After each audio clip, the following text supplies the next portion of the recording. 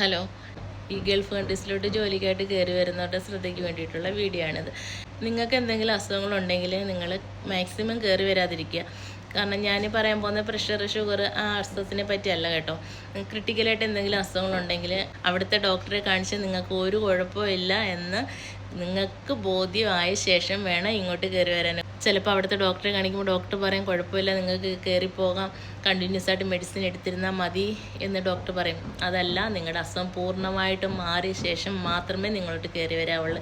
കാരണം എന്ന് വെച്ചാൽ 6 മാസങ്ങൾക്ക് മുന്നേ ഒരു ചേച്ചി ഇവിടെ കയറി നിന്നിരുന്നു. ആ ചേച്ചിക്ക് ക്യാൻസർ ആയിരുന്നു. അവിടെ ഡോക്ടറെ കാണിച്ചപ്പോൾ ഡോക്ടർ പറഞ്ഞ് കുഴപ്പമില്ല, ജോലി ചെയ്യുന്നത് കുഴപ്പമില്ല. പക്ഷേ ഡോക്ടർ പറഞ്ഞത് ജോലി ചെയ്യുന്നത് കുഴപ്പമില്ല എന്നാണ് പറഞ്ഞത്, അല്ലാതെ അറബ് കൺട്രീസിലോട്ട് ജോലിക്ക് പോകാൻ പറഞ്ഞില്ല.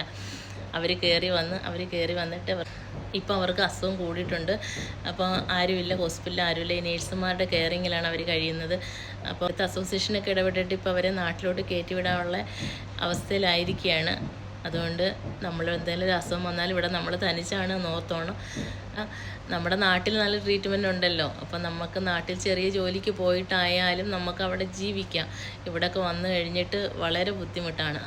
അവരുടെയൊക്കെ അവസ്ഥ നമ്മുടെ കൺമുന്നിൽ കൂടെ പോകുന്നതുകൊണ്ട് നമ്മളിങ്ങനെ ഒരു വീഡിയോ ഇട്ടതാണ് കേട്ടോ.